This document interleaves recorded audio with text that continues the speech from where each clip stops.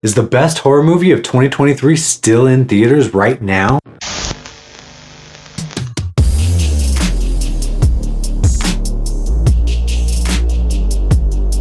Talk to Me is the brand new 2023 A24 horror film from a couple of YouTubers turned horror movie directors, Danny and Michael Philippou. I think that's how you say their names. Never even heard of their channel before, but after this, I checked them out and they seem like really interesting, entertaining guys. The story of how they got this made is super cool. You should go check out their channel and watch some of their behind the scenes and getting this movie made, how they sold it to A24. Super inspiring. It's really awesome. So I, like many of you, probably heard the hype surrounding Talk to Me, this brand new A24 horror film that was being compared to Hereditary, and no movie can live up to that hype, but I was still stoked to go see this in theaters. And I am very happy to say that while it's not Hereditary and it's a different type of movie entirely, shouldn't be described as that, it did live up to the hype for the most part, and it is the best horror film of 2023 easily. And if you haven't seen it, you should go check it out in theaters. So starting things right off with the positives of Talk to Me. Talk to Me is a really unique take on a possession film that you've never seen before. And I think that comes from these YouTubers really being young, social media, and sort of understanding some of the concepts of today's youth and different things like that, particularly Australian youth, because supposedly the Australian characters are very true to how they are in Australia. I can't speak for that myself, but I've heard they're very accurate. Everyone in here is from Australia and they're Australian actors, and it feels like a movie where they're teenagers and the characters are real, they're true, authentic. And if you're going to be possessed by something, it seems like this is how they would go about it.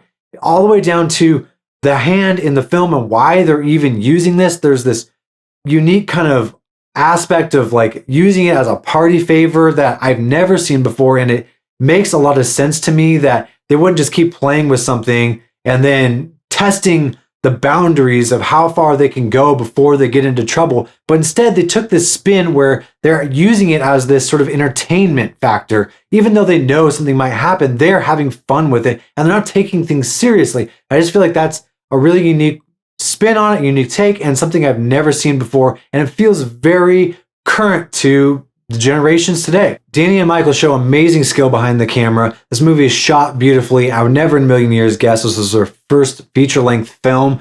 They just show such restraint behind the camera, letting all of the scares and the scenes just breathe and slowly play out throughout the film, creating this uneasy tension that just carries along through the whole film without letting it release or trying to do quick cuts or jump scares to try to keep you interested. They just let scenes breathe and lets the movie just take you on this journey. The acting in Talk to Me is amazing all across the board, especially from our lead, Sophie Wilde, who has a lot on her plate because her character is not actually a very likable character, which I'll get into my negatives in a little bit. So she really has to carry the film and be our main character, but also make decisions that we don't fully support or understand, and be a character we don't really like a whole lot, and she does an incredible job. The directors were really set on casting Australian actors and shooting this in Australia, which apparently cost them a good chunk of their budget because they wanted to cast Sophie Wilde, and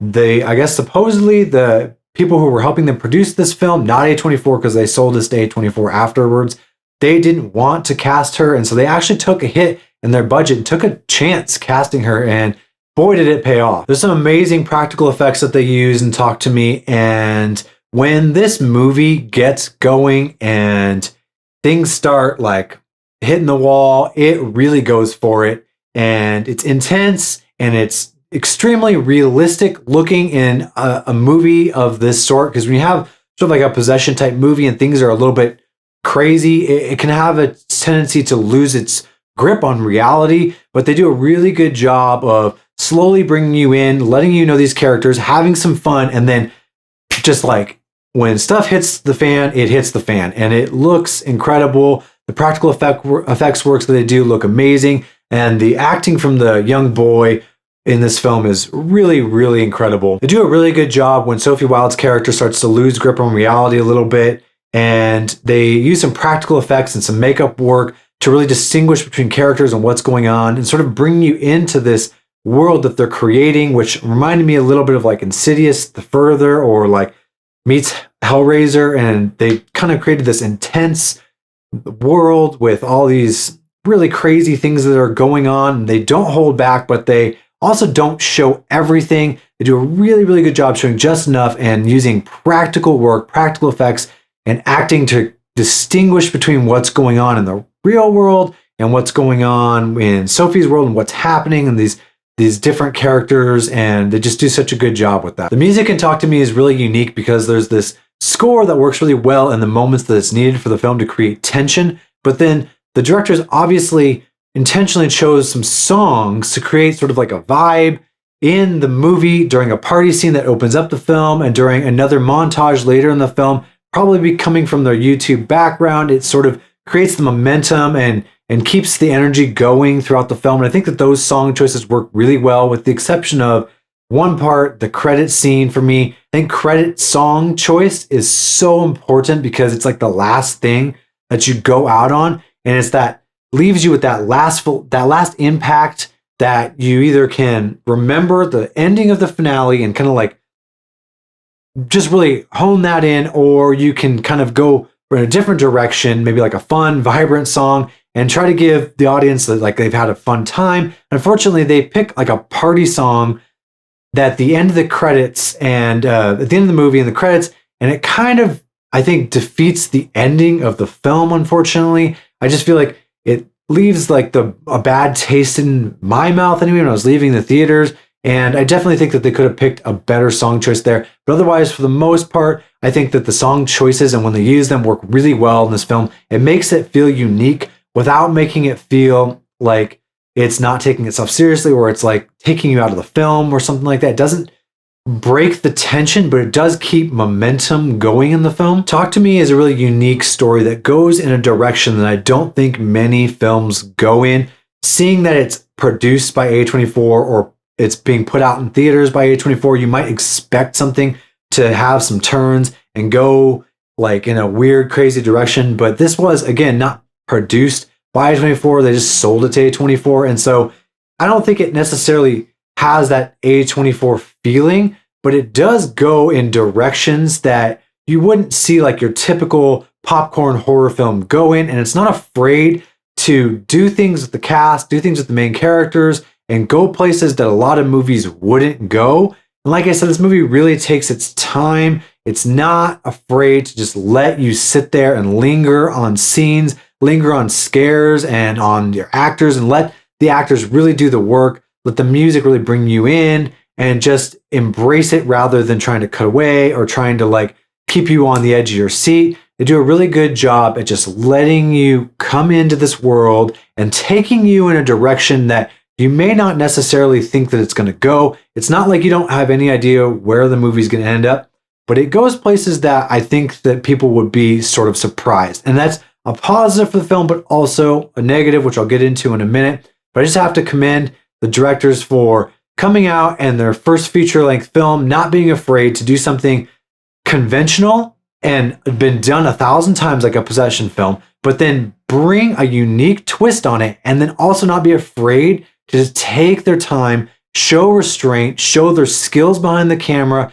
and create this world, and just really rely on their actors and their characters and the script to just carry the story along and expect the audience to understand where it's going and appreciate it. And I just have to applaud them for that. So getting into some of the negative things about Talk to Me, this is reminding me a lot of last year's Barbarian, and not the movie itself, but the fact that it got a lot of hype like Barbarian. People were talking about it. I went to see it and I loved it. And then all of a sudden it's kind of like people are not talking about it anymore. And people are like, oh, that wasn't as good as I expected it to be, or that wasn't the next Hereditary. And then all of a sudden people are like, let's forget about this film and let's stop talking about it. And I don't know why that is. The same thing happened with Barbarian. I think Barbarian was the best horror film of last year. And I think this is easily the best horror film of 2023. And it got this hype and people are still talking about it.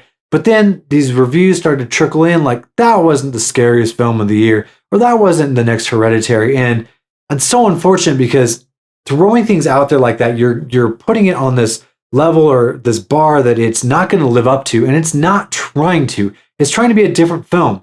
And I don't think it's fair to describe it as that. And so, unfortunately, I think people are coming out of the theaters, specifically with the ending of this film. It does leave you off on a note that's kind of underwhelming. And I don't mean in the way that the story ends, but it just kind of goes to a place and it doesn't give you a satisfying conclusion that you might want leaving the theater. Top of that, like I said, the credit song I think was a poor choice, and it just kind of leaves you walking out of the theater with sort of a bad taste in your mouth, remembering that it was a good time, you really enjoyed the film, but there's just something about the ending that's unsatisfying. Another thing, unfortunately, I think people are going to not like about Talk to Me is the main character and most of the decisions that she makes throughout the film. As I kind of mentioned, she is an unlikable character in aspects. The acting is great. I think that she portrays the character phenomenally, and she's written very well. But she does make choices in the film that you don't fully support or understand. So it's kind of hard for you to hop on board this character that you're following through the film and support these decisions. So it does make for an interesting watch because